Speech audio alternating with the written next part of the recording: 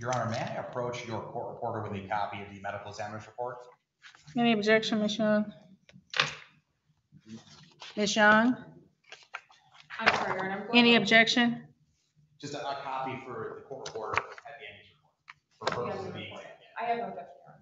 Thank you. You may, sir. Thank you, Judge.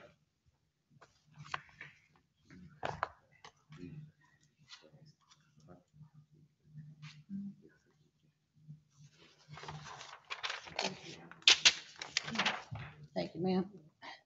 This is 201131FY, State of Michigan versus Deontay McMillan. Appearances, please. Good afternoon, Your Honor. Mike Glenn for the people. My P number is 77516. And good afternoon, Your Honor. Neighborhood Defender Service by Elizabeth Young on behalf of Deontay McMillan. My P number is 76842. And your name, sir? Deontay McMillan. Thank you.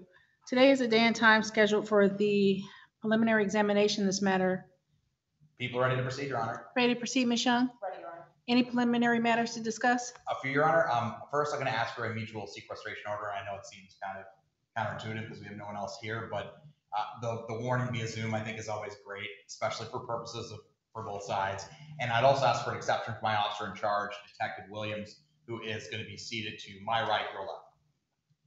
And I would join in the request for a mutual order of sequestration. There could be witnesses watching on YouTube who I would ask to be, warned. not to- Admonished.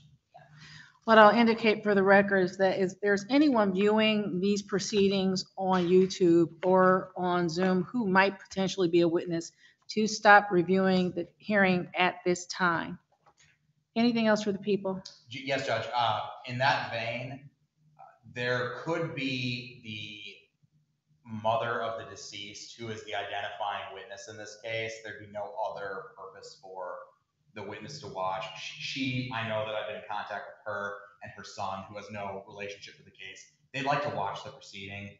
Arguably, that is a witness, but I don't know if it's a res justi witness. I'd ask for a specific exception for her and her son to be able to watch the proceeding.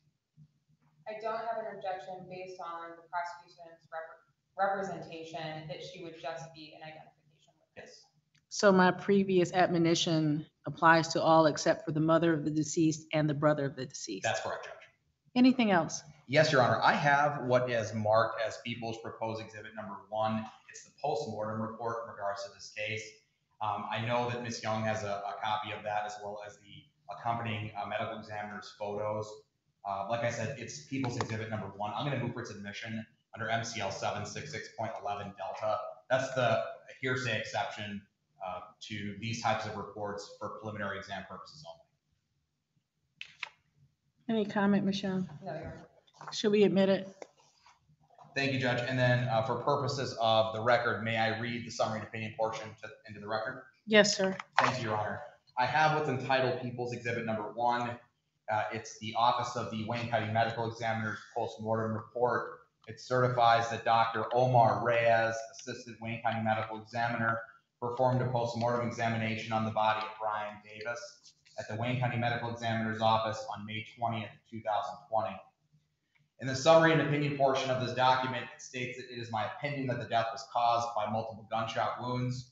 Per investigation, the decedent was a 40-year-old black male who was found unresponsive with gunshot wounds. He was pronounced dead at 22:08 hours on the 19th of May of 2020. The postmortem examination revealed 7 gunshot wounds on the body, 1 to the chest, 4 to the right forearm, 1 to the left buttock, and 1 to the right leg. There was no soot or gunpowder stippling noted on the skin surrounding any of the wounds. Unless otherwise stated, the wound tracks are described when the body is viewed in the standard anatomical position. The gunshot wounds are arbitrarily numbered for ease of description and do not reflect the sequence of fire. Perforating gunshot wound to the chest, GSW number 1. There was an entrance gunshot wound on the right side of the anterior chest. The hemorrhagic wound tract proceeded through the skin and soft tissue of the right side of the anterior chest, right anterior third intercostal space, right lung, upper lobe, heart, right and left atria, left lung, upper lobe, and hilum, left lateral 6th rib fractured, left lateral 5th intercostal space, exited the soft tissue and skin of the left lateral chest and re-entered through the skin and soft tissue of the left arm and fractured the left humerus. The trajectory was from right to left, front to back, and downward. A deformed jacketed bullet was recovered from the left arm and retained. Perforating gunshot wound in the right forearm, GSW number 2. There was an entrance gunshot wound on the medial side of the right elbow. The hemorrhagic wound track proceeded through the skin and soft tissue of the right forearm, right ulna and radius, fractured, exited through the soft tissue and skin of the right anterior forearm, re-entered through the skin and soft tissue of the right side of the abdomen, and perforated the right 11th rib, fractured and right 11th intercostal space. The trajectory was from right to left, back to front, and slightly downward. A deformed jacketed bullet was recovered from the subcutaneous soft tissue of the midline, back, and retained. Perforating gunshot wound to the right forearm, GSW number 3. There was an entrance gunshot wound on the lateral side of the right elbow. The hemorrhagic wound track proceeded through the skin and soft tissue of the right forearm, right ulna and radius, fractured, exited through the right anterior forearm, and re-entered through the skin and soft tissue of the right side of the abdomen. The trajectory was from right to left, back to front, and slightly downward. A deformed jacketed bullet was recovered from the subcutaneous soft tissue of the left side of the abdomen and retained. Perforated gunshot wound to the right forearm, GSW number 4. There was an entrance gunshot wound on the posterior surface of the right forearm. The hemorrhagic wound track proceeded through the skin and soft tissue of the right forearm, right ulna and radius, fractured, and exited through the soft tissue and skin of the right anterior forearm. The trajectory was from right to left, back to front, and slightly upward. No projectile was recovered. Grazed gunshot wound to the right forearm, GSW number 5. On the right elbow was a 1-inch grazed gunshot wound. The wound proceeded through the skin and superficial soft tissue of the right elbow. Perforating gunshot wound to the left buttock, GSW number 6. There was an entrance gunshot wound on the left lower buttock. The hemorrhagic wound track proceeded through the skin and soft tissue of the left buttock, pelvis, and exited through the soft tissue and skin of the right thigh. The trajectory was from back to front, left to right, and downward. No projectile was recovered. Perforating gunshot wound to the right leg, GSW number 7. There was an entrance gunshot wound in the right medial leg. The hemorrhagic wound track proceeded through the skin and soft tissue of the right leg, fractured the right ulna and fibula, and exited through the soft tissue and skin of the right lateral leg. The trajectory was from left to right. No projectile was recovered. Additional injuries included abrasions on the right side of the chest, 1/4 inch, midline chest, 1/4 inch, left abdomen, 1/4 inch, right knee, 1/4 inch, left popliteal fossa, 1/4 inch, and the manner of death is homicide. It is signed Dr. Omar Reyes, Assistant Wayne County Medical Examiner. Thank you. Anything else? There is, Judge. I actually have a copy of the people's proposed witness list. I've provided a copy to counsel. I'd ask to approach and give the court a copy as well as the court reporter a copy as well. Yes, sir. Thank you, Judge.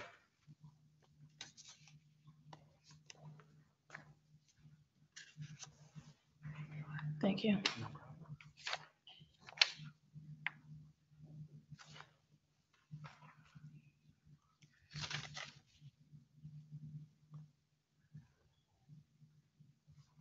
Your Honor, after speaking with defense counsel, if you look at the people's proposed exhibit list, I believe that we have a stipulation for the admission of people's 2 through 16, which would be scene photos from 27460 Eureka Road. That is the alleged place of offense. People's exhibit 17, which is scene video that depicts the area of 27460 Eureka Road, and people's exhibits 18 through 30. 18 being scene video from the area of Ecorse and Middlebelt, and scene photos of Ecorse and Middlebelt, recovery of potential evidence and the vehicle that the defendant may have been in. Anything else preliminarily? I think that is it, Your Honor. Anything, Ms. Young, preliminarily? No, Your Honor. Me and Mr. McMillan were discussing a potential step to a prior record, but I don't think that we've made a decision on that yet. And that's the last. That would be the last, but I did not heard word from defense. So. Okay. I was just presented with the step form, so we'll come to a decision on that before the end of the exam. Thank you. Thank you. The only other thing is that the court had not read the charges into the record. There is count 1, homicide, murder, first degree, premeditated. Count 2, weapons, firearms, possession by felon. Count 3, weapons, felony firearm. It's a third or subsequent offense notice. There's a habitual offender fourth offense notice. That is all that appears on the felony information. Are the people ready to proceed? The people are ready, Your Honor. Call your first witness, please. Judge, the people would call Christopher Doyle.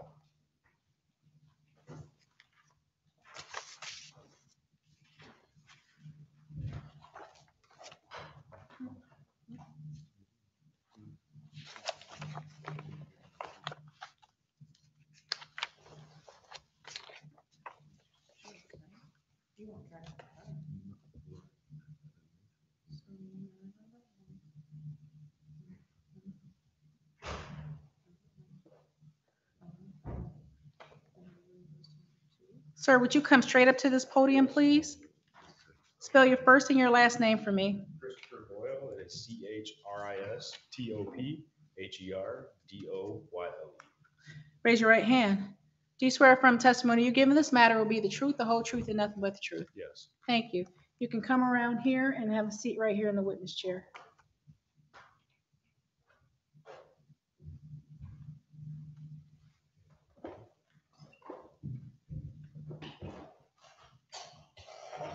Thank you. You may proceed. Thank you, Judge. Good afternoon, sir. Good afternoon. All right, I'm gonna ask you to keep your voice up so that nice young lady that you see sitting over there is gonna take on everything you say and everything I say, okay? All right. All right, I got a loud projecting voice. You just gotta be as loud as me, okay? All right. Sounds good. Excellent. Now, sir, would you mind stating your name for the record, please? Christopher Doyle. And sir, how old are you? I am 27. Sir, I want to bring you back to the 19th of May of 2020. Do you remember that day? Yes. At around 8:30 p.m.? Yes. All right, and were you in the area of 27460 Eureka Road in the city of Romulus? Yes. And what were you doing in that particular area at the time? I was driving back from my family member's house. You were driving back from your family member's house? Yep. And when you were driving back from your family member's house, what's the first thing that happened that you remember that brings you to court today? Yep. I stopped at Eureka and Inkster at the red light, and when I looked over what I thought was firecrackers, it was actually gunshots. And I'm going to stop you right there, okay? So you say that you look over. Did you look to your right or to your left? To my left. And when you say firecrackers, what did it just sound like popping noises or what type of Yep. noises? Yep, it sounded like popping noises. And then I cracked my window, and then I realized it was not firecrackers because it was too loud. And what did you think it was at the time? Well, me being a gun owner, it was a gun. I Right. realized it was a gun after I cracked the window from the first little pop that I heard when the window was closed. So is it fair to say at first you believed it was firecrackers and now you believe it was gunshots? Yep, it was gunshots. So you said that you're looking to the left? Yes. When you're looking to the left, what specifically are you observing? A silver GMC Terrain and a individual. When I pulled up to the red light, I seen the individual in the silver Terrain kind of like arguing. And from my perspective, because I was actually doing the rolling stop, and then I seen the window bust, and that was the first crack, and then I seen the gunshots after that. And when you say you see an individuals arguing, how many people did you actually see? 3. All right, describe the two strike that. Describe the individuals that you see. That physically describe them. The first one was in a purple. They were all African American. The first shooter was in a purple jersey. About, I would say, if you give it a height, right at like 5'10". The second one never got out the vehicle. He kind of just leaned over in the vehicle when I was observing. But the first shooter shot the first shot, then got out to the other gentleman that was in black and red sweatpants. I would say he was about 5'10" also. Black t-shirt, and African American as well. Okay, so we're gonna go in the order that you just described. So you first said that there was a person that you described as the first shooter. Yeah. Who was wearing purple, and that was about, you said, what, 5'10"? Yeah, about 5'10", black shoes, black pants. He had dreads at the time, I would assume. Whoa, I don't want you to assume. Okay. Is that what you believe that he has? Yes, from where I was looking, it was Dredd at the time. And where was this person positioned? He was positioned in the passenger seat. In the front or the back? The front. And is this the silver GMC Terrain you just testified? Yes.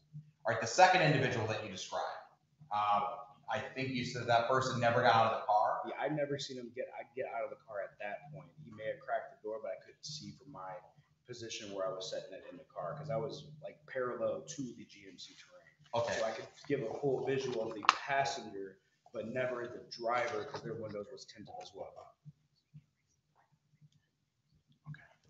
Okay, so I'm going to, Your Honor, briefly, I am going to show you a portion of People's Exhibit number 17, okay?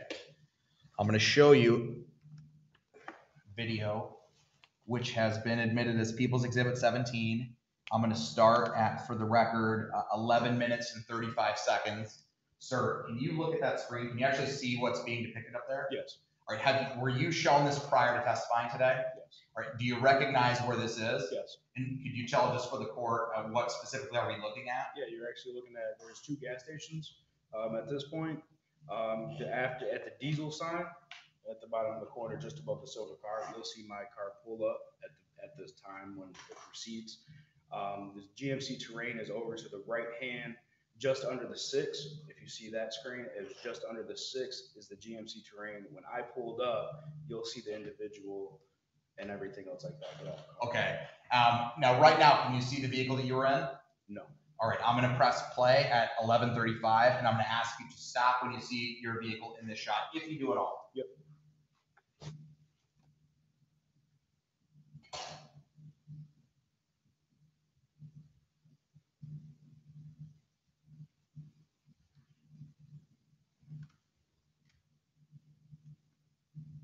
Yep. It's coming up right now on the red light. That would have been 11:50 for the record. The black car went. I'm actually just now stopping underneath the tree. Okay, I've stopped at 11:59, and for purposes of the record, I'm going to take my pointer. Is it this vehicle that I'm circling right now on the screen? Yes. Is that correct? Yes.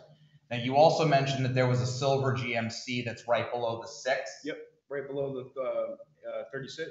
You can actually see one of the individuals. If you look closely, you can see the individual that was that got shot actually getting closer to the car of the GMC Terrain. For purposes of the record, at 11:59 of this particular exhibit, I am circling what appears to be a lighter colored vehicle that's below it's between the 36 and 59. Is this the car that you're referring to, sir? Yes. When you're making these observations, you said it's from the left. Yes. Did you have to roll your windows down or were your windows up when you're making these observations? When I first pulled up to the red light, my windows were up, and then I was getting hot in the car, so I cracked them. And that's when I heard the first shot. Well, I thought it was a firecracker. And then I continued just to roll them down to look, because it was like, okay, that seems too obvious to see that. And I rolled them down, and then I continued to see the prior shots and things like that. Okay, so after the first shot, you see the first shot. What are you observing then? What happens? The window blow out of the GMC Terrain. On the passenger or the driver's The side? passenger side. Are you familiar with the term like taking effect? Kind of. Or being hit? Yes. You're familiar with that term? Yes. Did it appear like someone had been hit after you heard the Yes. pop of a gunshot? Yep. And why is that?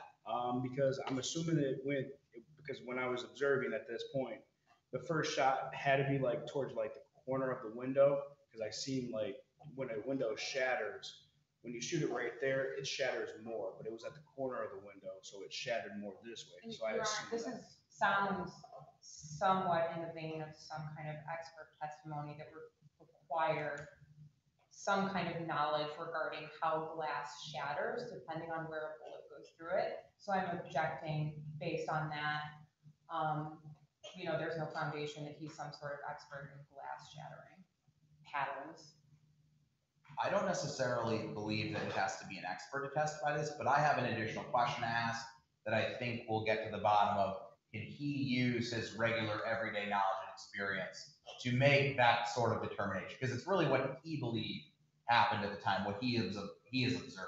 So I somewhat agree, but if the court will allow me to lay a better foundation to kind of get through to that, if that's okay? I'll overrule the objection for now. Oh, thank you, Judge. But sir, just for the record, what do you do for a living? I work for the city of Detroit. Specifically, what do you do? I'm an officer. Okay, and when you say an officer, what type of an officer? I am actually I'm getting ready to go through the academy. The police academy? Yes. And what did you do prior to that? Prior to that, before I worked before the city of Detroit, I actually was studying to be a gunsmith. And so that's when I kind of went a different route on that to become that. And that's how I noticed how bullets, I wouldn't say I'm an expert, but that's how I noticed how bullets begun to know when the ammo is and things like that. Being a gunsmith. Okay, so let me ask you, so you see the first shot? Yep. Do you see it or do you hear it? I heard the first shot, but when I looked over, I seen the glass was broken. Then what do you observe? And I observed him like get hit, so I assumed he got shot. I wouldn't assume. Your Honor, objection to any assumption. I would agree. I would agree with the assumption. Did you see him get shot or not? I seen him get shot the first time because I seen him go from holding his pants like he was walking across, like trying to pull him up. I seen him get shot the first time, and then it was two more out the window. You saw the shooter stepped out of the GMC terrain and executed him right there. And when you say executed him, what do you mean by that? Stood over him and took two more shots. And how many shots did you hear in total? So I heard 5 shots in total. Then what's the next thing that happens? And then the guy got hurried up, get back in the GMC terrain and speed off it would be northbound down Inkster. And that's when I turned the red light and continued to follow him. So you actually followed that GMC terrain? Yes. Did you do anything else? Nope. I called this dispatch from 911 when I seen him laying on the ground and there was no motion because I would have got out the car and performed CPR. There was no motion at that time, so I said, process of elimination. I was on the phone with Romulus Dispatch, and I just proceeded to follow the GMC train down Inkster because I seen no life in the body. After I seen the execution, I mean, he could have missed, but with him standing straight over the body, you can't miss. So that's what you believe it happened? Yes. And then you follow the same GMC terrain vehicle? Yep. Down, I proceeded to follow him down, southbound down Inkster. Then we got to Eureka and Inkster. They made a left. I continued to follow them down Eureka and Inkster. Then we went to Eureka and Middle Belt as he went through the red light, the driver plowed into a gold Cadillac, and the gold Cadillac spun out. He spun out and went over into Tim Hortons. Then they got out the car and the cops were there. And did you point out the vehicle that you were pursuing to the police? Yes. Did you do this physically or was it just when you were talking to dispatch? I did it talking to dispatch. I gave him a description, a license plate number. And then when I got to everything was going on, when I got to after the police passed me going down going down E-course, when I went there, I pointed out like this was the vehicle that was in the prior shooting that was involved. Okay. Now I'm going to continue to play at 11:59, and I'm going to ask, do you see your car doing anything? Okay. Yep. And for the record, this is continuing in People's Exhibit 17.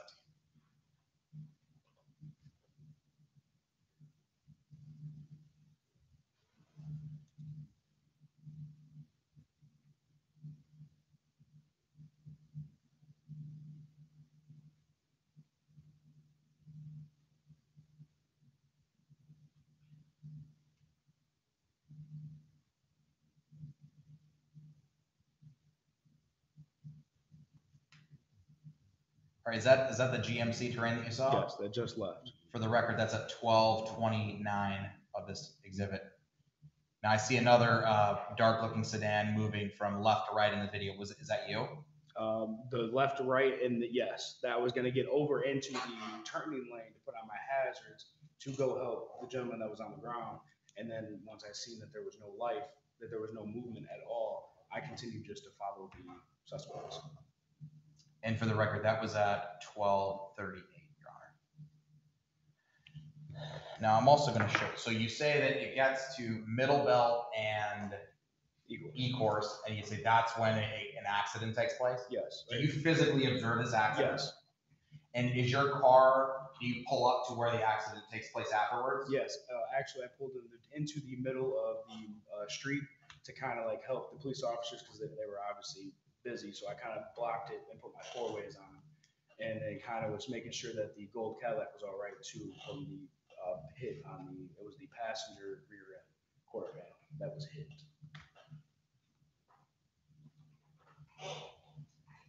All right, really briefly, sir, I'm going to show you People's Exhibit 18. That's the scene video from the intersection of E-course and Middlebelt, Your Honor. And I'm going to start at 1 minute of the video.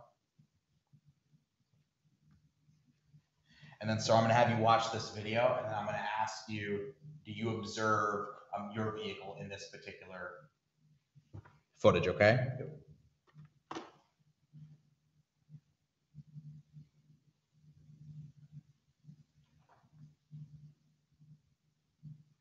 Okay, can you see the screen? Not on my end, but I can see the screen straight. Now it's there. And now it's there. Okay, do you recognize this area? Yep. All right, where is this area? This is the gas station. The gas station left of me to the red light. So as this hit, and Tim Hortons is on the right hand across the street on that side. Okay. Now I'm going to start at 1 minute.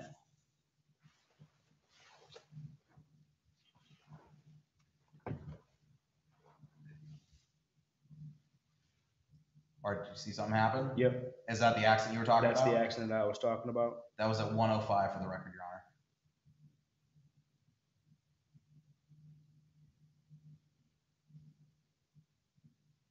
And that is my car pulling up now.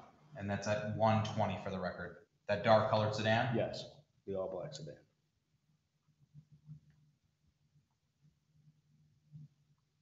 And that has continued where I pulled into the middle of the street to kind of block traffic so there was no like traffic jams of people trying to complain or obviously get the officers if that was the case.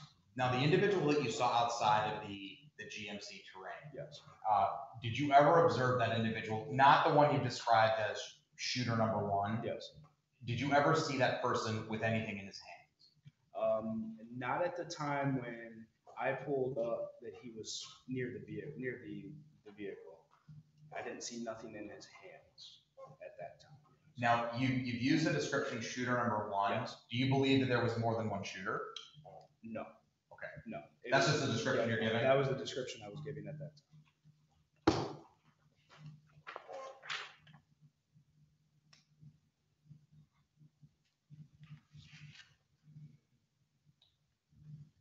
These individuals, could you tell if they were men or women? They were all men. And I think your description, they were black males? Yes, they were black.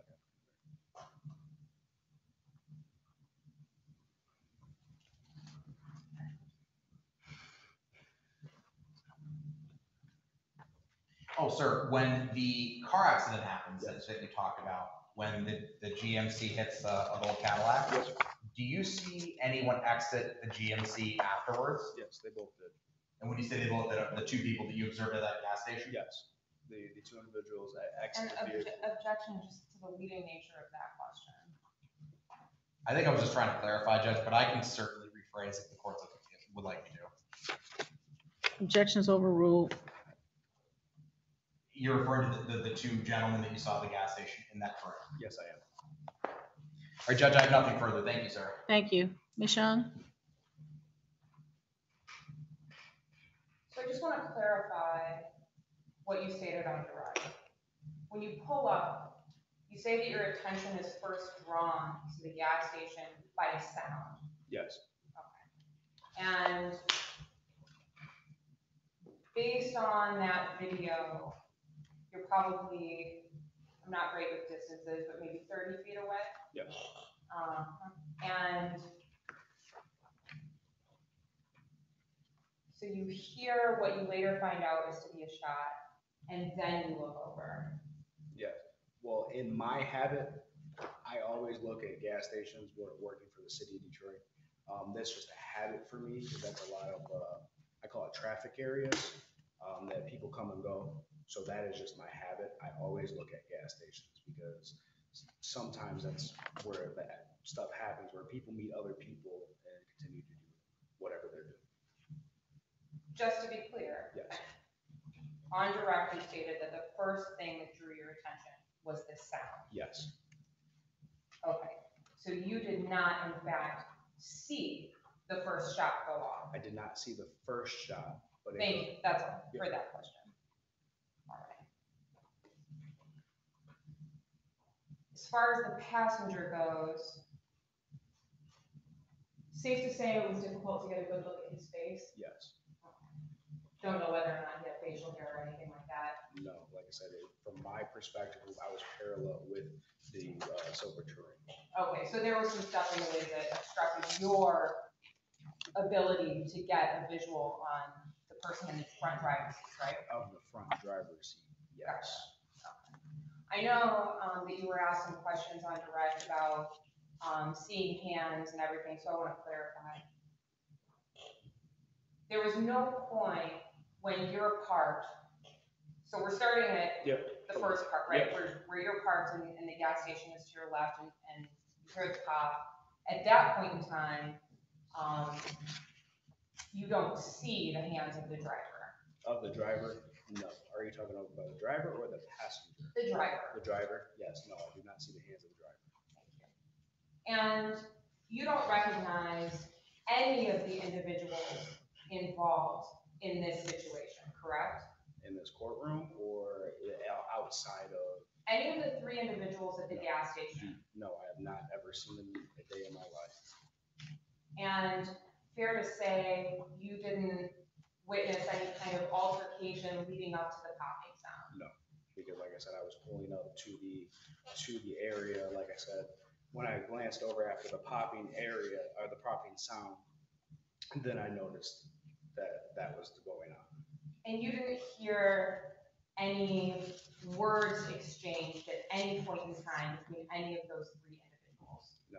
So see, I heard not words, but I cannot tell you what they were. I heard like people yelling, but I was thinking maybe it was somebody else yelling at that time. Like I said, I didn't think it was them if they were doing that. So no. So you have no reason to believe that there was any kind of verbal argument that occurred between the three individuals, right? At any point in time? No. Is that correct? Yes. Okay, thank you. Fair to say that there is no reason for the shooting that was apparent to you based on what you saw? I mean, I have to object, isn't that speculation? And does that kind of invade the province of the court, specifically for purposes of probable cause? I mean, there really doesn't have to be a reason, right?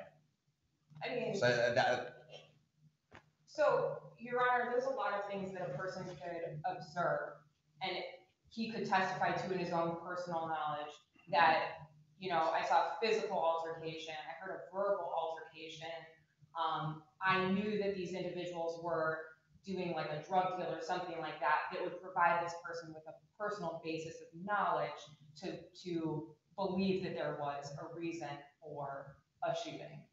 but why does it matter what this witness thinks I'm that there just was a asking- shooting? I mean, that has no relevance then to the purposes of probable cause, right? So is that the basis of your objection? That would be that's my second. My first was speculation. My second would be relevance. Legal.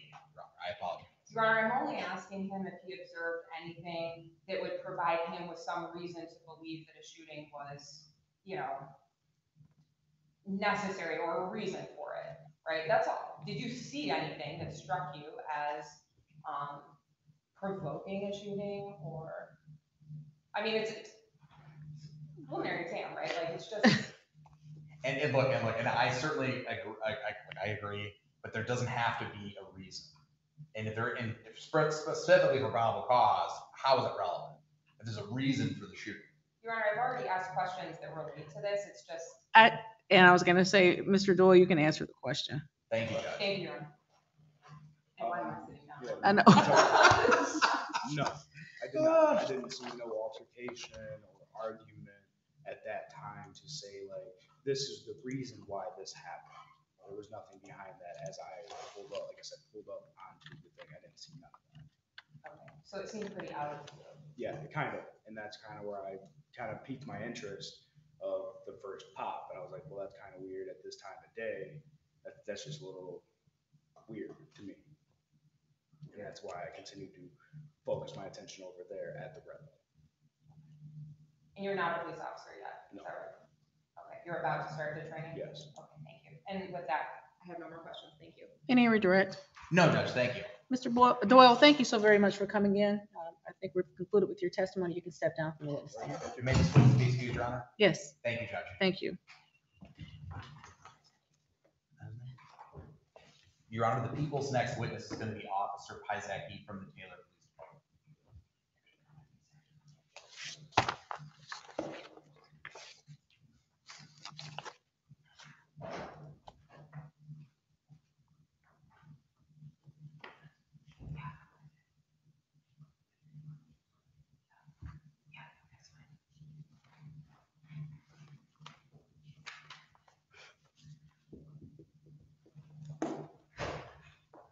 Officer, you can come all the way up to this podium right here, please.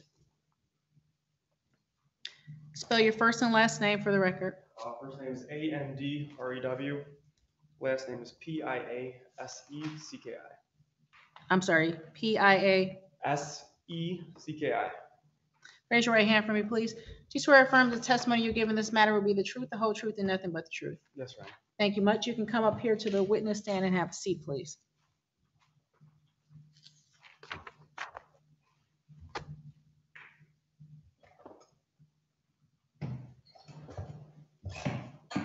Sir.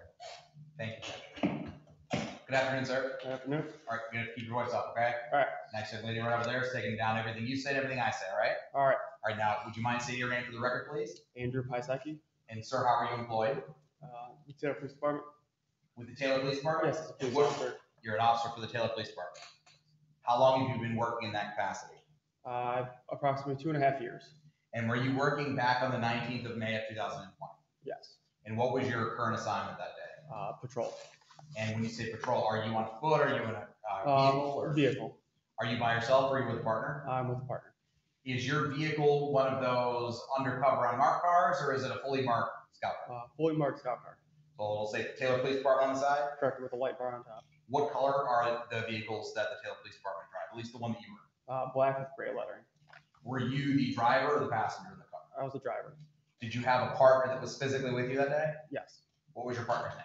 Officer Chamberlain. Officer Chamberlain? Yes. What's Officer Chamberlain's first name? Jordan. All right. And at around 8:30 p.m., were you working patrol that day? Yes. And did you receive a radio run that brings you to court today? Yes. All right. What was the nature of the radio run or the call that you got from dispatch that brings you to court? The call that I received from dispatch was that there was a shooting at the Shell gas station. Objection, hearsay. And I don't think it's here, so I think it's being used to show the effect of a listener, Judge. Objection overruled. Thank you, Judge. There was a shooting at the Shell gas station at Eureka and Inkster. And did you go to that particular location when you hear that there was a shooting at the gas station? I did not go to that particular location, no. And why is that? I was in the north end of the city, and I was traveling. It was at Eureka. I was on E-course.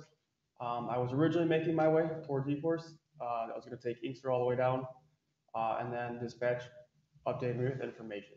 And what was the additional, and actually strike that, before we get that far. When you're saying E-course, we're talking about E-course road. E-course road, not the city of E-course. Correct. We just gotta make sure the record is clear, okay? And you said you get additional information? Correct. And what was that additional information? There was a witness following a vehicle that had left the scene of the shooting and was northbound on Inkster approaching Goddard. And this is the information that dispatch is giving you? Correct. When you get this information, what do you do? I activate my patrol, my patrol lights were already activated. Due to the direction of travel north on Inkster, I approached E-course at E-course Road and Inkster Road, and then I turned my lights off and set at the intersection. And why did you do that? Because with the vehicle leaving northbound on Inkster, I knew that E-course was where the freeway was, and that's where I positioned myself in case they decide to come my way. Now, did something happen that makes you continue your pursuit with this information you've gotten from dispatch? At the time they were constantly updating it, they said the vehicle was now passing the underpass on Inkster Road, which was approximately like a quarter mile south of Ecorse Road. And then they dispatched, further advised that the vehicle that we were looking for was, the description of it had changed, and I observed that vehicle westbound on the Ecorse Road. And when you make that observation, or excuse me, when you get that information, do you actually observe the vehicle that's being described? Yes, Do you pursue it? yes, What vehicle did you specifically pursue? a silver GMC Terrain. And do you remember, were there license plates on it?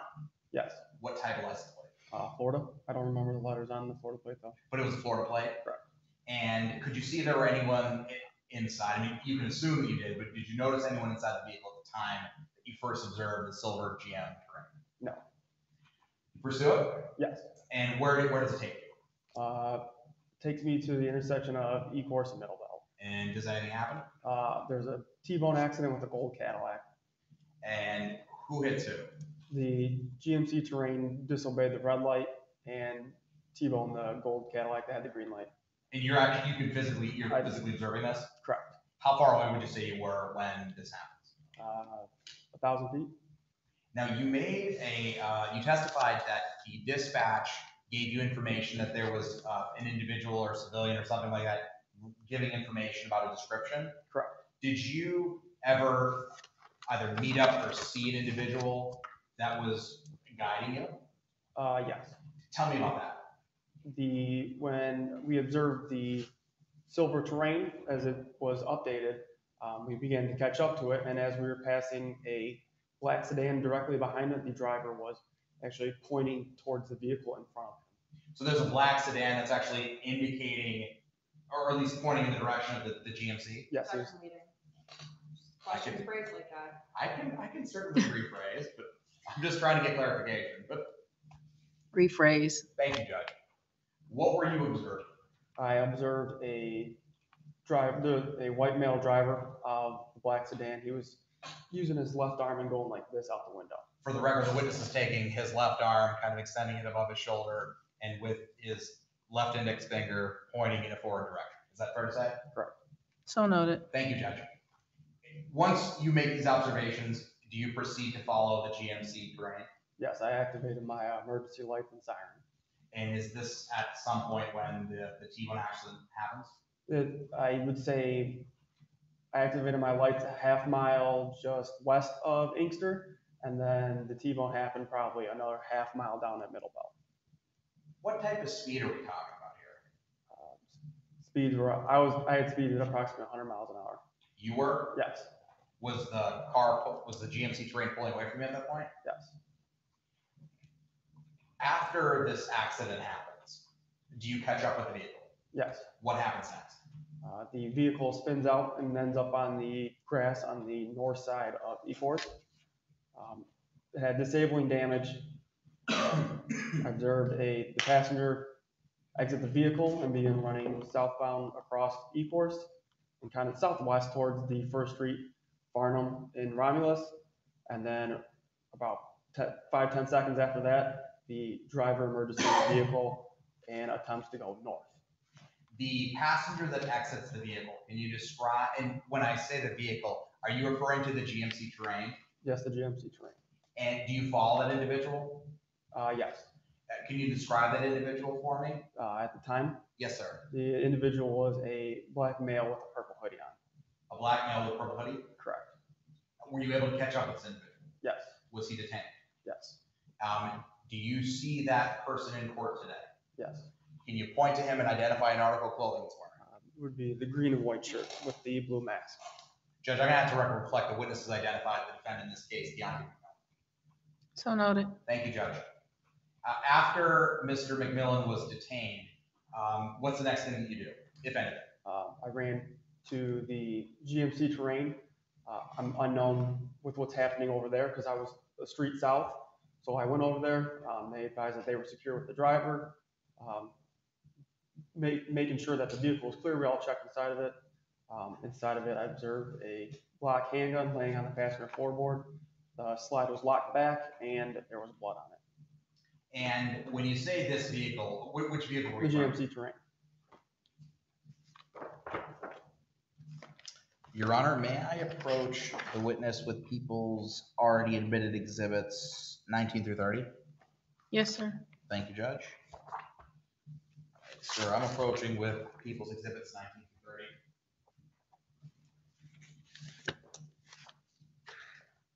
30. I'm just going to have you look at those real quick.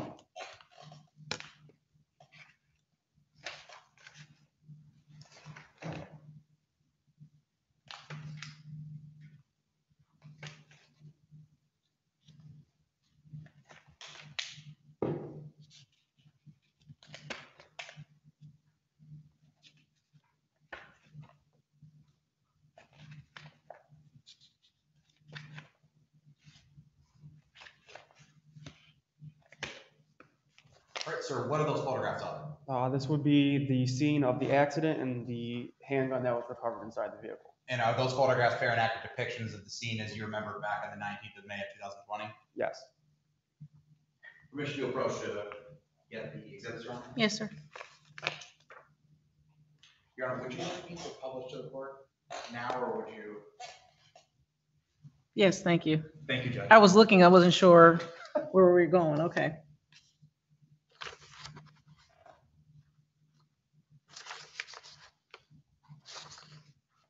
Would you like me to wait, Your Honor? Or No, maybe you can keep going. Thank you, Judge. Sir, when did you take, well, after Mr. McMillan was detained, did you transport him anywhere? I did not know. You did not. And that particular day, does your squad car or scout car have in-car dash video? Yes. And what about body worn camera? Did you have that? Yes. Were they both working at the time? Yes.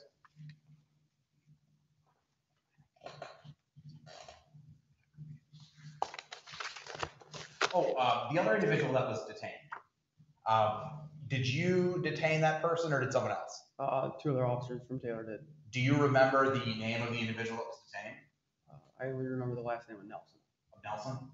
Would looking at your report refresh your recollection as to that? Yes. Is that what's in front of you? Yes. Go ahead and look at that.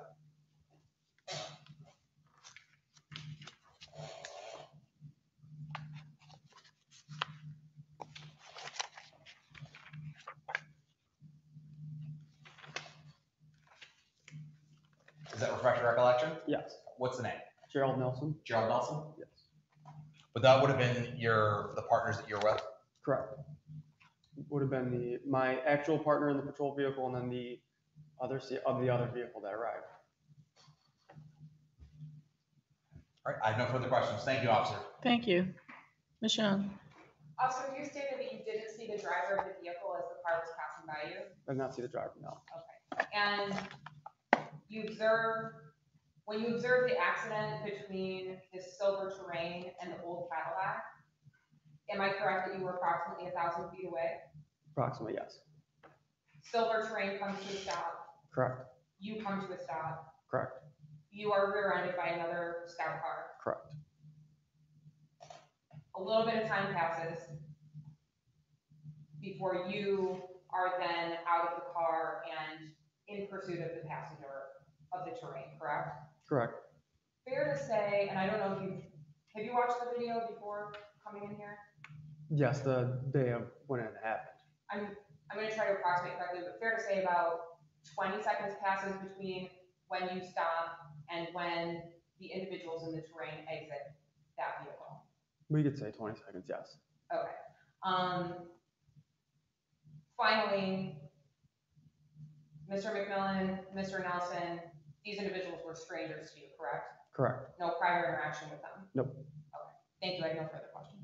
Any redirect? Just one, Your Honor. Did you ever lose sight of Mr. McMillan once he exited the passenger side of the car? No, I did not. All right, nothing further, Judge. Thank you. Thank you, officer. You step down.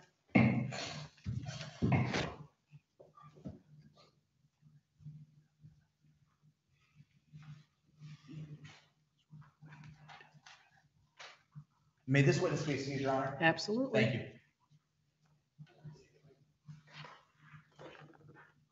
Is that okay? You can hear? Okay.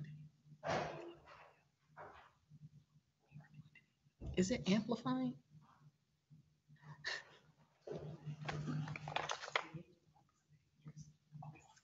As long as you're picking it up, I don't care. Your Honor, the people's next witness is going to be Officer Byron Paisley. And then we just have the officer in charge, and I think the people's proof will be complete. Thank you.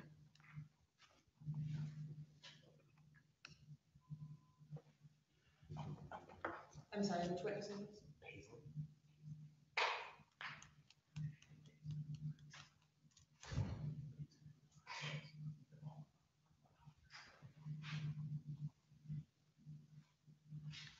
Sir, you can come right up to this podium, please. Spell your first and last name. Byron Paisley, Byronpaisley. Do you swear affirm testimony you're giving this matter will be the truth, the whole truth, and nothing but the truth? I do. Thank you much. You can come up here to the witness box and have a seat, please.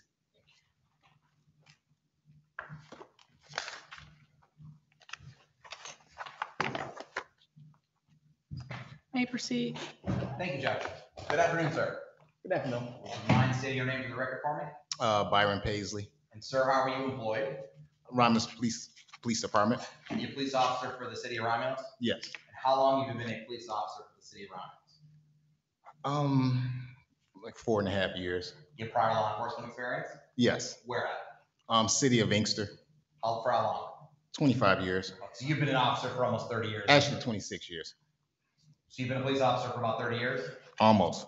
And were you working in that capacity back on the 19th of May of 2020 Yes. at around 8:30? Yes. What was your duty that particular day? I was on patrol. Were you in a scout car or were you on foot? I was in a scout car. What, and is this one that is fully marked or is it like a, It was a fully marked Fully marked patrol car? unit. Yes. and did you have a partner that was working with you? No.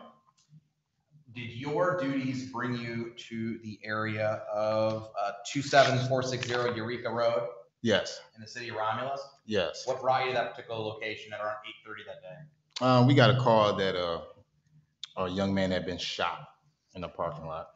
And did you go to the location? Yes, I did. And what's actually located at that address that is mentioned? It's a Shell gas station. And did you see evidence that someone had been shot? Yes, it was a young man laying deceased in the parking lot. Was there any other type of debris or anything that was around either the deceased or immediately surrounding him? He actually had some other items laying out there, but I believe it was also a shell casing out there somewhere, I believe. And did you process the scene? I didn't process the scene. I actually helped preserve everything until the DB came. When you DB, you're referring to the Detective Bureau? Yes. Were you present when the scene was actually processed? Yes. Were the photographs taken? Yes. Was there evidence that was recovered? Yes. You would have been present for that? I was somewhere around there. Yes. But it would not have been done by you, it would have been by a different officer? Yes. Now, did you talk to anyone that was on scene regarding what happened? I got some statements from some witnesses that either saw or heard something. Did you pass that information along to the Detective Bureau? Yes. Now, the scout car that you were in, did it have in-car, in-dash camera? Yes, What about body cam? Did you have body cam on it? I did. Do you know if either of them were working? I don't remember. But if they were, you wouldn't dispute it? No. All right, Your Honor, may I approach with People's Exhibits 2 through 16? Yes, sir. All right, sir, I'm going to show you what has been admitted as People's 2 through 16. Just look through those for a second.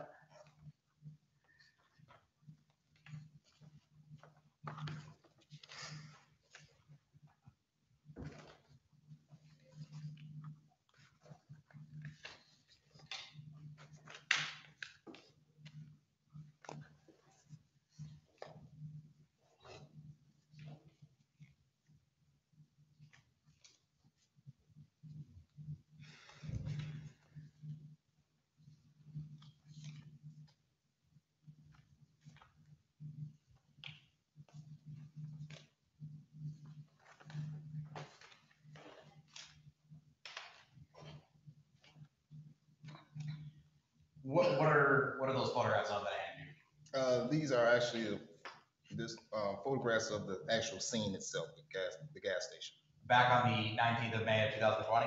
Yes. Are they fair and accurate depictions of what you remember of that scene back in that day? Yes, sir. Permission to approach, Your Honor? Yes, sir.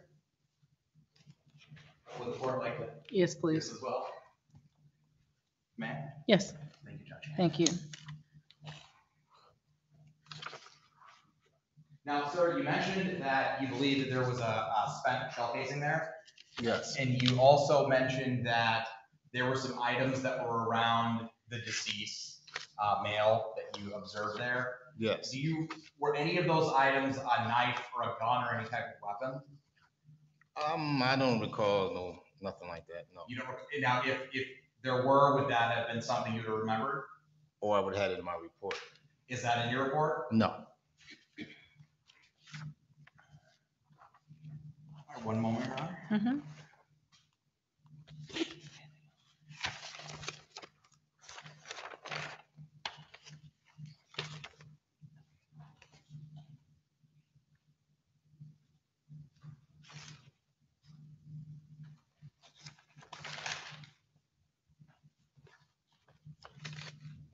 Sir, do you remember if there was a bag of marijuana that was near the deceased? It could have been, I don't recall, You don't recall? no. All right, Judge, I got no further. Thank you. Thank you. Ms. Young? Good afternoon, Officer Paisley. Good afternoon. You stated on direct that you did not process the scene. Did I hear that right? Correct. I mean, what does that mean, process? Well, come and collect all the evidence, take pictures, and do all the detective work. You said that you preserved the scene. I help contain the scene, yes.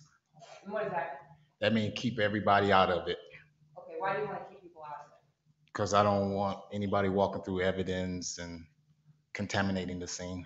Okay.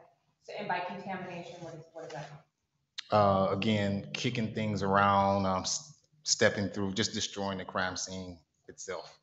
Because they might like, put their fingerprints on something, Yes. they might take something, Or they might, yes, or disturb something. right?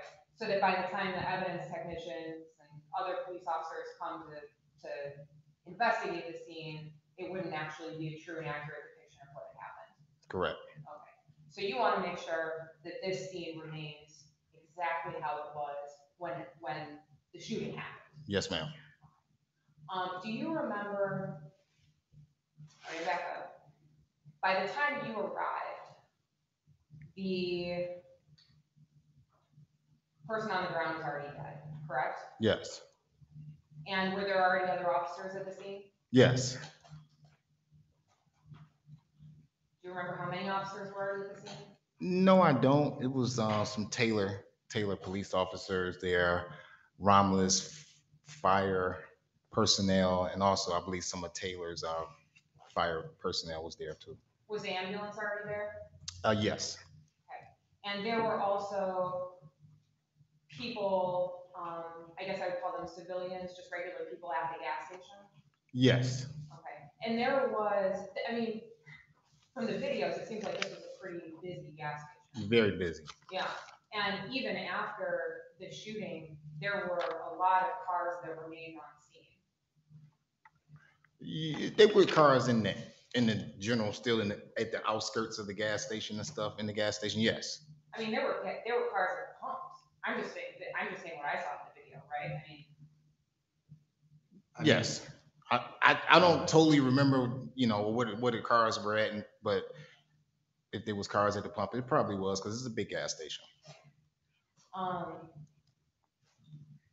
So, do you remember seeing the crime scene tape go up? Do I remember seeing it go up? Not necessarily, but I know eventually somebody did put some up. Okay, and that was after you had already arrived. Yes. Do you remember seeing a group of people that had come from the liquor store across the street? No, not necessarily, no. Okay. But I'm guessing you do remember that there were a lot of curious people that were Yes. close to the scene, like right where the body was. I don't remember no civilians being right where the body was at. No, I don't remember seeing that. Because you weren't there right at the beginning. Correct. Oh, all right. That, I don't have any more questions for this one. Thank you. Mr. Glenn, any redirect? No, Your Honor, thank you. Thank you. Officer Paisley, you can step down. Your testimony is concluded. Thank you.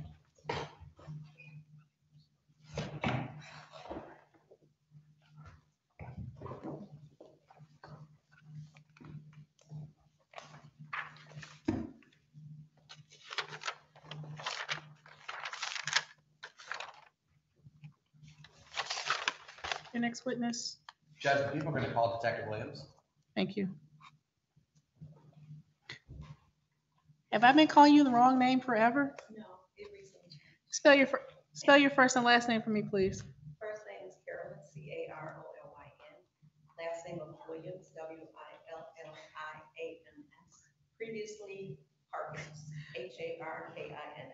Do you swear affirm the testimony you give in this matter will be the truth, the whole truth, and nothing but the truth? Yes. Thank you, ma'am. You can come up in the witness box and have a seat.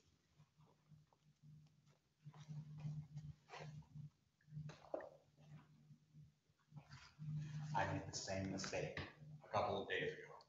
I had to Nope. send her a message saying, is this the same person?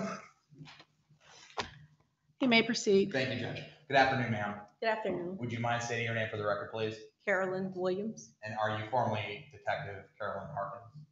formerly yes. Okay, thank you. I just want to clarify. And how are you employed? With the city of Romulus, And how long have you been working with the city of Romulus? 15 years As? as an officer and as a detective.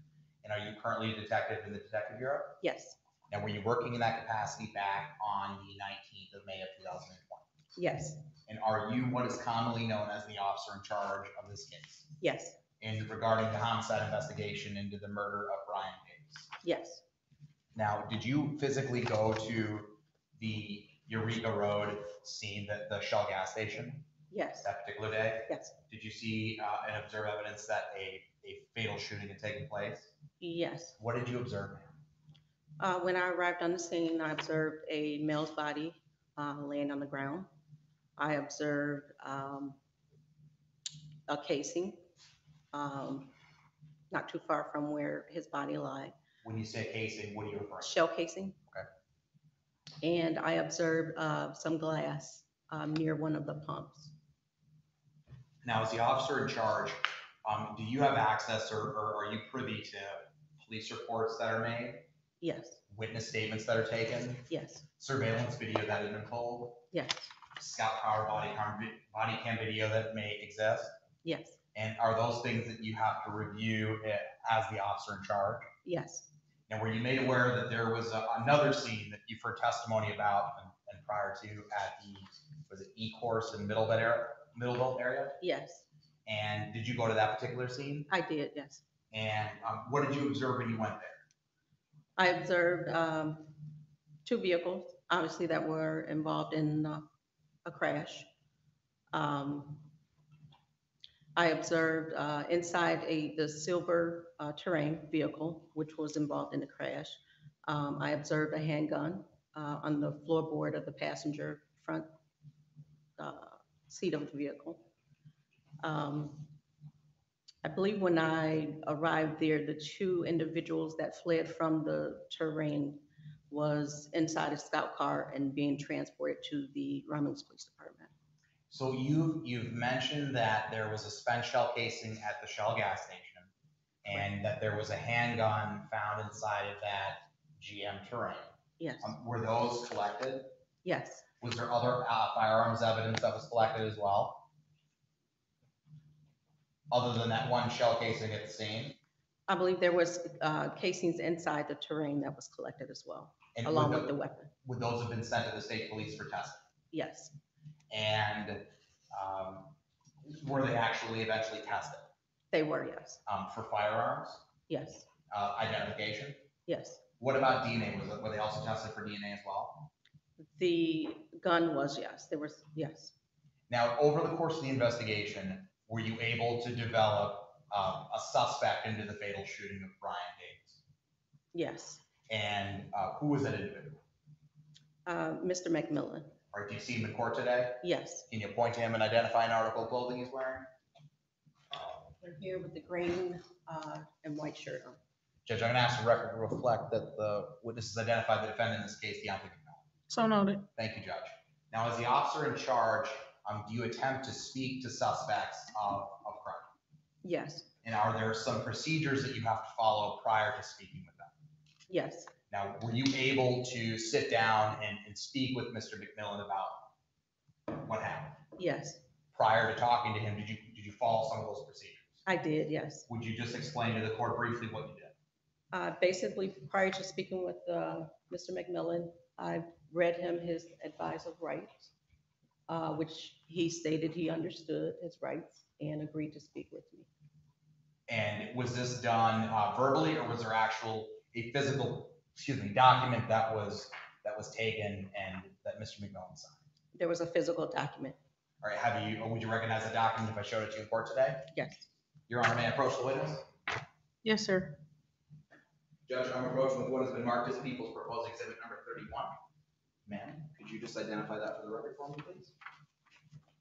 This is a Miranda warning, a Miranda rights form. And is that the one in relation to you speaking with Mr. McMillan? Yes, And is it signed by Mr. McMillan? it is. Yes. Do you sign it as well? Yes. Was there any other signature on that particular page? Witness, And who would that have been? Detective Jason Otter. Is that another individual that assisted you in the investigation? Yes. Is he also with the Romulus Police Department? Yes. Now, is that the actual document or is that a copy? This is a copy of it. Is it a fair and accurate depiction of the original that you went over with Mr. McMillan? Yes, it is. On the move of the admission of People's 31. Any comment, Ms. Young? I have no objection to the admission of that form. Submitted. Thank you, Judge. Now, prior to speaking with Mr. McMillan, did you promise him anything in order for him to talk to you? No, I did not. Did you attempt to coerce him in any way to get you to talk to him? No. Did you threaten him in any way to get you to talk to him or Detective Otter? No. Was, at least to your knowledge, was he freely and voluntarily speaking to you regarding whatever he was going to talk about? Yes. Now, after this form is signed and is dated, do you begin to talk to him about the investigation? Yes. Is he willing to talk to you about it? Yes. Is he appear to be open to you about what happened? Yes. Is this videotaped? It is recorded. Yes. And would this have been done, or where would this have been done? At the Romulus Police Department. Okay, have you reviewed that prior to testifying today? The video, the interview. Yes. I did not review it prior to today. I'm sorry. Yes, prior to today. Yes. Prior to today, you did Yes. review it. Okay. And is what is depicted in that video the complete interview with Mr. McMillan? I'm sorry. Repeat that. With what you reviewed, the videotape itself, is that the complete interview of your interview with Mr. McMillan? Yes. All right, Judge, I have a DVD which is marked People's Proposed Exhibit 32. It's a copy of the actual interview that was done and then moved for its admission. May I what ear on the warnings? Oh, of course. Yes, ma'am. Thank you. And I'm gonna use this. Just want to go through for the record that these were the warnings that you gave Mr. McMillan. You have the right to remain silent when questioned. Correct. Yes. If you choose to answer questions, statements you make can be used against you in a court of law. Yes. You have the right to an attorney before and or during questioning. Yes. If you are unable to afford an attorney, one will be appointed for you by the court. Yes. And that was the extent of the warnings that you gave Mr. McMillan. Yes. And Exactly at the what's end on of, the page. I'm sorry. No, go ahead. At the end of the last one, it just basically asks, do he understand the rights? Okay, thank you. I don't have any more questions for the witness, but I do have some argument, Your Honor. Okay. So I looked over this form and looked at some of the case law, all right? Because this is what Miranda says. And I'm going to cite to a Michigan case as well. And this is why I'm objecting to the admission of the video. I think these warnings are deficient, okay? This is what Miranda says. We hold that an individual held for interrogation must be clearly informed that he has the right to consult with a lawyer and to have that lawyer with him during interrogation under the system for protecting the privilege we delineate today. So the key word here is consult. The Michigan Court of Appeals has looked at this question as well. What is a sufficient warning? What warnings are insufficient? So in this case, and I actually have a copy of it if you would like a copy. Sure. State of Michigan versus Larica Matthews. The court looks at the question whether a general warning before an interrogation advising the suspect that she has a right to a lawyer reasonably conveys to a suspect that she has the right to consult with a lawyer before questioning and to have a lawyer present during the interrogation. So there's that keyword again, consult, okay? The court in this case, and Your Honor, I'm gonna give opposing counsel a copy of this case really quick.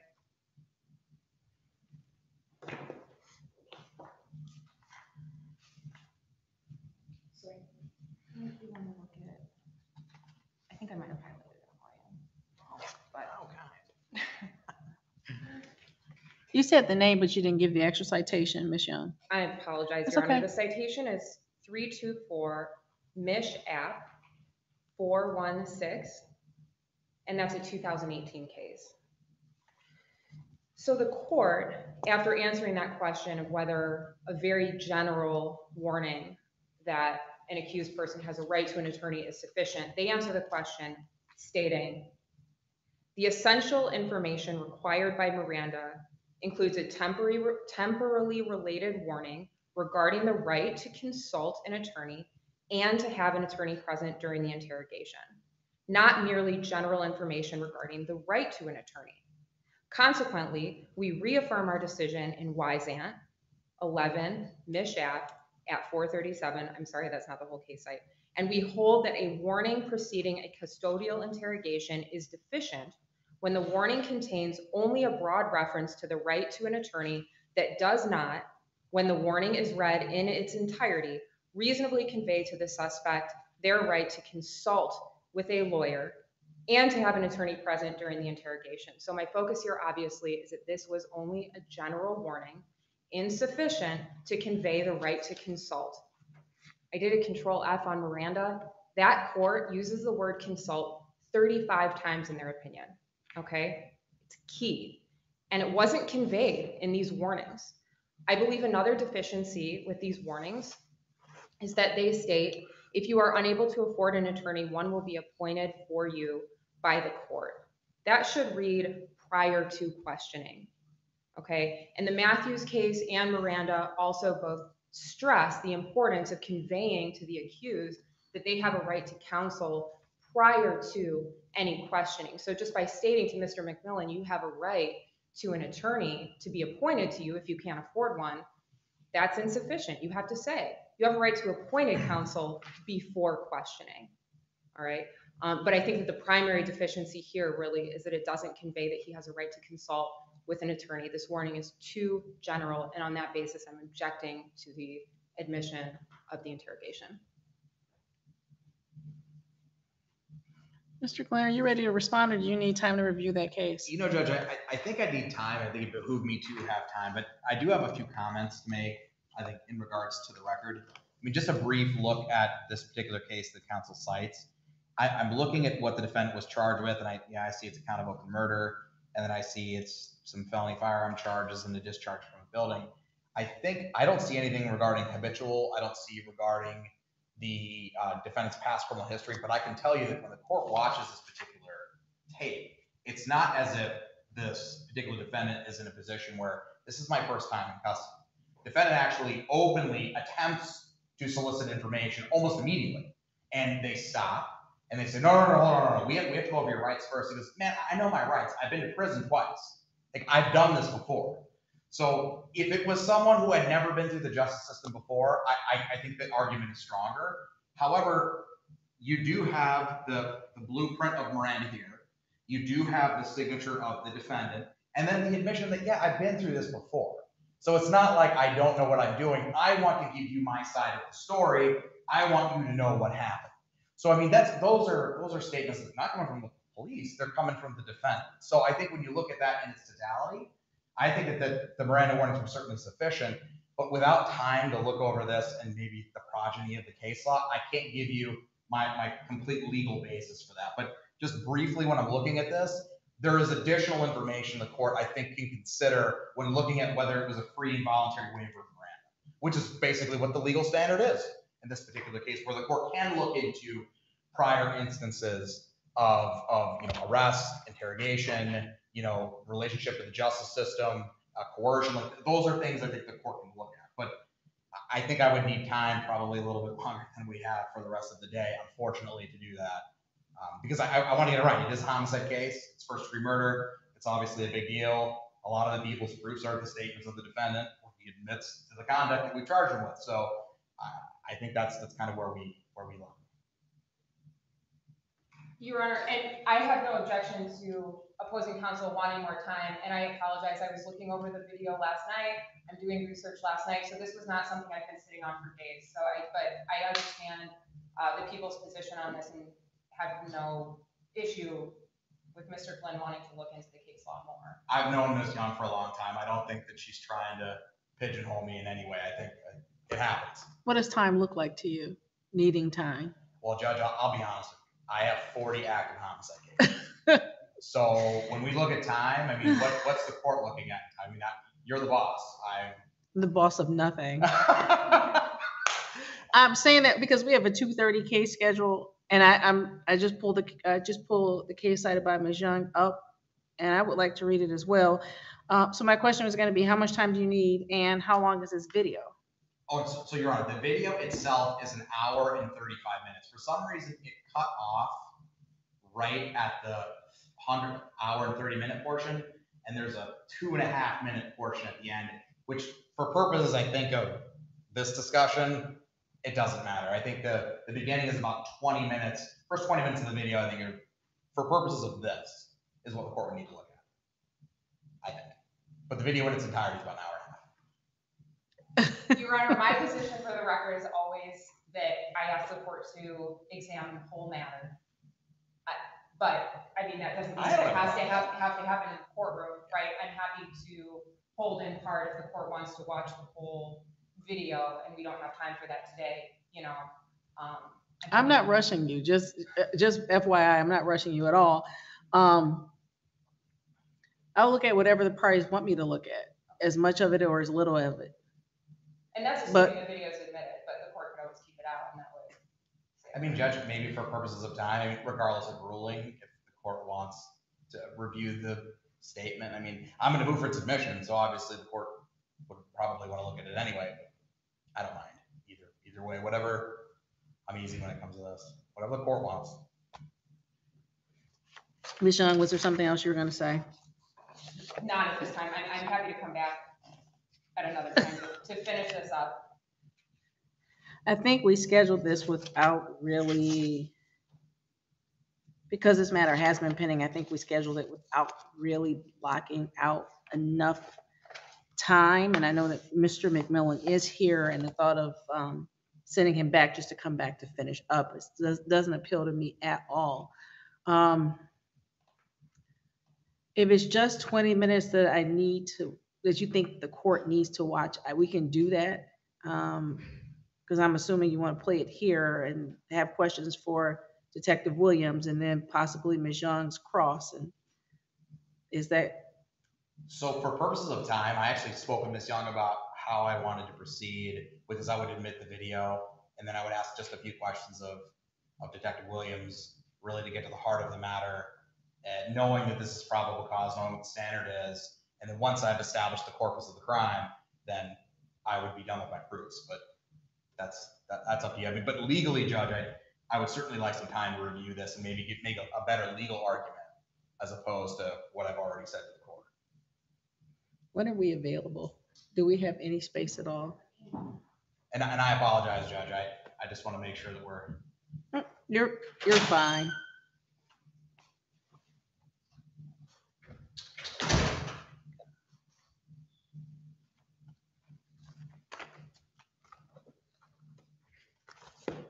Either way, Your Honor, may I approach with the exhibit? Yes.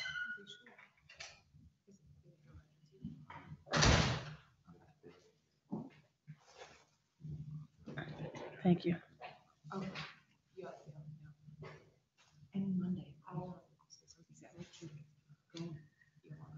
I think Monday just fit. I think that because of who they are, they're not bound by the same restrictions.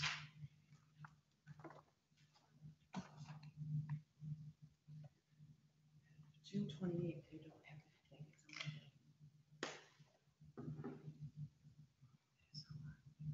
They don't have anything June 29th.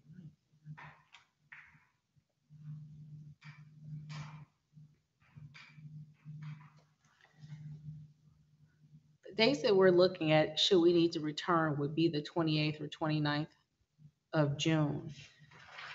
My inclination right now is to watch these 20 minutes if we need to watch them. And I'm not sure, Mr. Glenn, what you wanted to do in terms of looking into the argument that Matthews would render the advice of rights form as deficient. What would be your intention during the adjournment or during the continuance? I think I would probably need more than 20 minutes to review. What I'm saying is if we watch these 20 minutes of Oh, yes. video and you ask your questions of Detective Williams, Ms. Young asked her questions, and then we suspended the exam to come back on the 28th or 29th of June, with you having reviewed the Matthews opinion, what would happen when we came back, or what would I'm just trying to. Well, the reason why I suggested coming back was because I fear that with watching the video, it's like you can't unring the bell. So then it would be in the mind of the fact finder when, in the end, the court may determine that, in fact, these warnings were insufficient, and this interrogation should not be, his statement should not be admitted. So your suggestion, what I'm taking from the comments you just made is that we stop right now, give Mr. Glenn time to review this, and then pick this matter back up on the 28th or 29th, and then not do, although the courts received the DVD, not look at it, don't do anything with it, just hold on to it, and we come back on the 28th or 29th, make a ruling, take further argument on the sufficiency of the advice of rights form, and then based on that ruling, either exclude the statement or potentially watch the 20 minutes, first 20 minutes, or whatever 20-minute block you're talking about. Oh, Is sorry. that? That's my bad, Judge. I didn't clarify. The 20 minutes is involving this issue. My argument would be if you watch the 20 minutes, when you look at what the defendant is saying, not really about the case, but about his knowledge of Miranda, his rights, and that kind of thing, that may persuade your thought about the case that's just been cited. Not that it's going to make a difference to probable cause. I think that there's more that you have to watch, but I was going to just ask those questions, certain questions about the statement itself to establish probable cause. The evidence is there if the court would like to review it, but I was going to ask questions to get to basically what is on the video. But it is, I'm understanding that it is your request to have time to respond. Yes, ma'am. To the argument regarding the advice of rights. That is correct. And so I'm saying if we stop right now and pick back up on the 28th, is that, you were looking at your calendar and you were looking at yours? Would this be in the morning or the afternoon, Your Honor? Dealer's choice, whatever fits your schedule better. My only thing is I've got a couple of hearings that probably won't take way too long on Monday the 28th. So the afternoon of the 28th or any time on the 29th are better for me than the morning of the 28th. Okay. And the other issue and concern is getting Mr. McMillan back here. And so I look to the court officers for that, only because I don't know if something else is going on in the building. The 29th is better for you, Mr. Glenn? Yes, Judge. And Ms. Young? Yes, ma'am.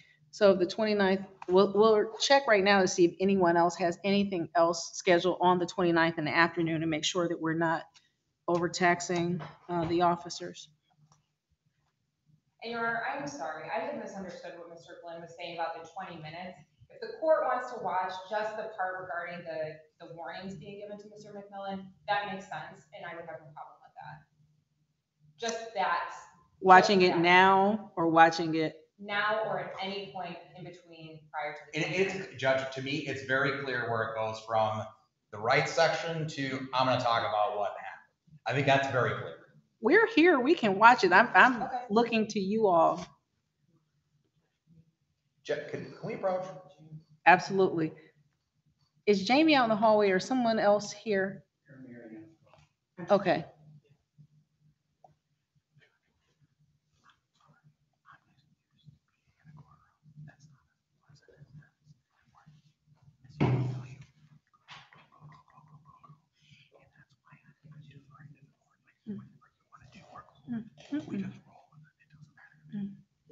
We're not in a rush. This is important to me. No, it's not a rush.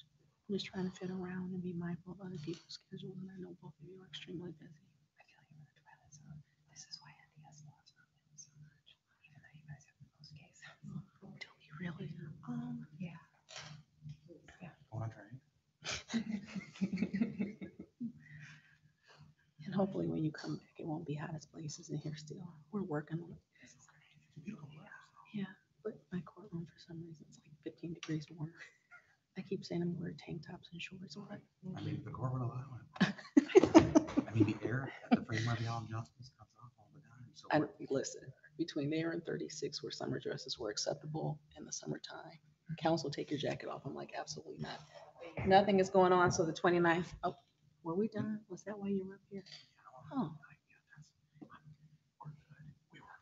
I know. I know. It's fine. Okay. No worries. So Mary Ann's confirmed that there's nothing else scheduled in the afternoon of the 29th, I'm sorry, June 29th in the afternoon, but there had been some discussion. You want to say 1 o'clock, or does that give you time to get here from what you're doing? Yes. Circuit court's just gonna have to understand. No, I didn't say listen, that on record. would you rather me say 2? 1 o'clock should be fine. Okay. I can always do my Zoom thing from here, so that's on me. And if watching that 20-minute, I hate to keep vacillating on the issue, but if watching the 20 minutes you think would be helpful now, we can do that now. I'm just looking at the 2:30, and I think they're here, but I'm not sure if they're ready, and I left the file on my desk. So if you can give me 1 second, everybody else stay put. I'm just gonna grab the 2:30 and see. Oh, thanks. It should be the only white file on my desk. Will watching that be helpful right now, or I I don't? don't think right now. Okay, Your Honor, one issue, Mr. McMillan has to use the restroom. absolutely. So, okay. So we'll go off the record for Mr. McMillan, and maybe while he's gone, thank you, Officer Brooks, I can pull in APA Fortier in her case and see if we can dispose of it. Thank you. Okay. It's running. It's running, okay.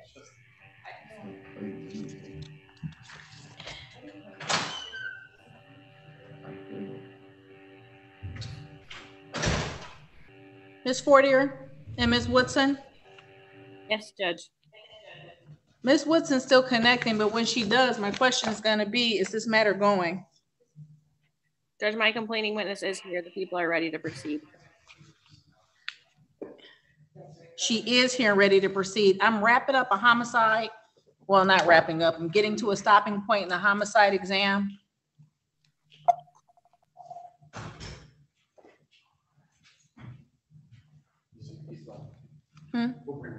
Okay.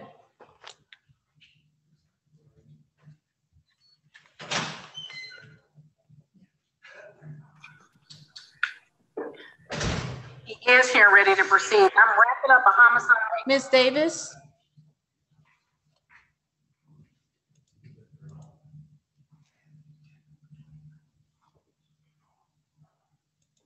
Your Honor, do you want to hold on to the exhibits?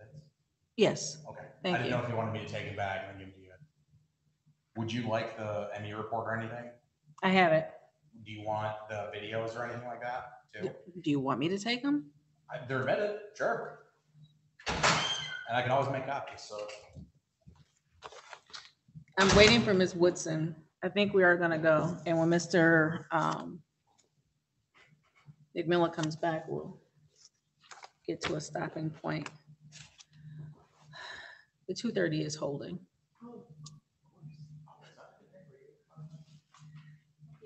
I know, I meant to look at her. She's not, Ms. Woodson's audio is not connecting. Of course it's not, why would it?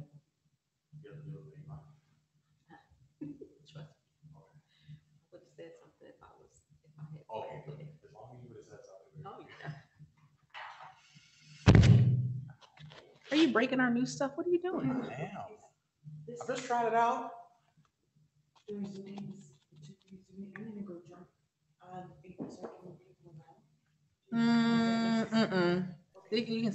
I can move them. There's not that many. Shouldn't be that many. Ms. Woodson seems to be connected now, just muted. Hi, Ms. Woodson? good afternoon, Your Honor. Hi. Yes, I am wrapping up a 1 o'clock hearing. Do you need to speak to Ms. Fortier for any reason? Or your client? no. Okay. I'm gonna have you sit tight for maybe 5 or 10 minutes, and then I'll be ready to call the case of Mr. Dozier. Okay, thank you, Your Honor. Thank you.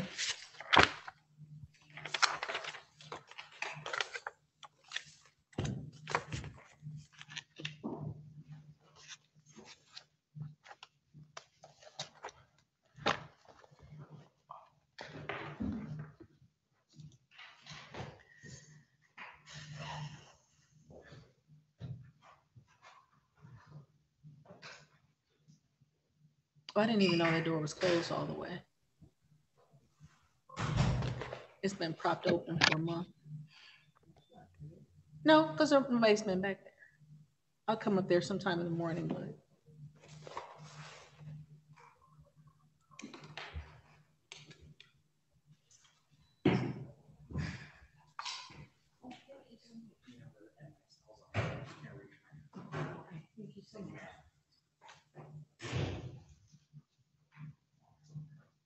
We're back on the record in 201131 FY, State of Michigan versus Deontay McMillan. We've had some conversation and believe that the appropriate place to stop is right now. Parties will come back on June 29, 2021 at 1 p.m. to finish the live exam. This will be the opportunity for Mr. Glenn to review the case cited by Ms. Young this afternoon, that being 324 Mishap 416. And when the parties return on the 29th, we'll proceed with the argument on the sufficiency of the advice of rights form. And based on the ruling from that, either proceed to watch the video, the DVD, or whatever makes sense reasonably after that. Mr. Glenn, is that accurate? That is correct, Your Honor. Thank you. Is that accurate, Ms. Young? Yes, Your Honor. Anything else before we recess in this matter? Nothing from the people, Judge. Thank you. No, Your Honor, thank you. Thank you. We are all set as relates to the McMillan matter. Mr. McMillan, we'll see you back here on the 29th, okay? Thank you. Thank you, Officers Rapp and Brooks. May I speak with him very briefly? Do you need to, In the do you need a minute before we go into this? I need a minute. I need a sip of water. Ms. Fortier and Ms. Woodson, we're gonna start in the next 5 minutes. Okay, thank you, Judge.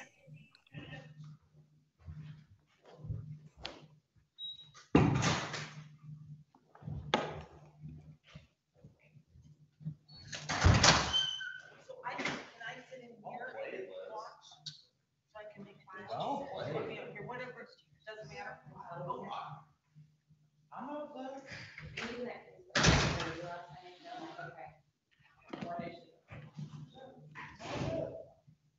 I would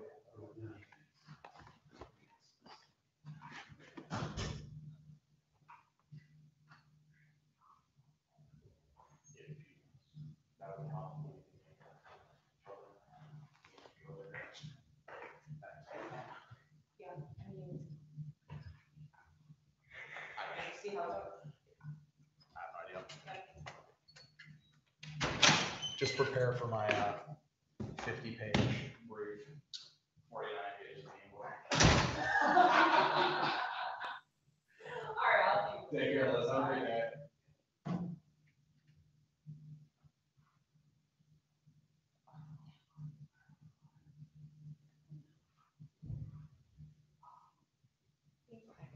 Yeah, we'll have to go back there now.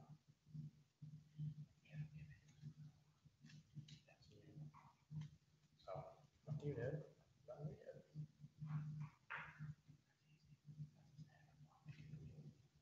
But you know what?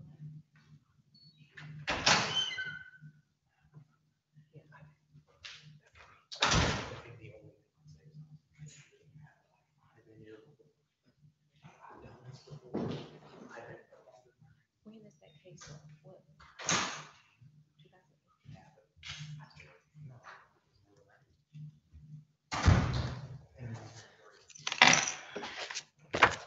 Calling 210357 FY, State of Michigan versus Justin Cortez Dozier. Morning, or good afternoon, Your Honor. Darian Fortier on behalf of the people, P83359. Good afternoon, Your Honor. Damian Woodson on behalf of Mr. Dozier, P68870.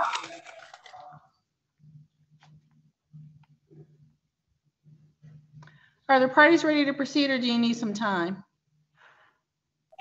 Your Honor, I need about 10 minutes. The air conditioning in my office just went out. I just need 10 minutes to get home. Ms. Fortier, you're muted. Judge, I'm curious as to how long Ms. Woodson thinks this exam is going to take. I have an appointment at 4. I don't anticipate it taking that long. It depends on how many witnesses you have. I assumed it was just the complainant. It is. Okay, I just only have maybe 5 questions for her. Okay. So 10 minutes, you want to resume at 5 to 3, or just say 3 straight up? You tell me what's realistic, Ms. Woodson. Can we say 3 just to be in case, just in case I run into traffic? 3 o'clock on the nose. I'm recalling the case. Thank you, Your Honor. Thank you. It was a pleasure, Josh. Good to see you, sir. Always, I knew that when I appeared first, and I said someone, all right, is it gonna be in front of you, Your Honor? And I'm like, do you not want it to be? I'm like, yes, I'm in the right courtroom. Be safe out there, everyone. We'll see everyone tomorrow night. Take care. Is it possible to be placed into Bye-bye. a breakout Room with whom, ma'am? Ms. Wilson? Absolutely. Thank you.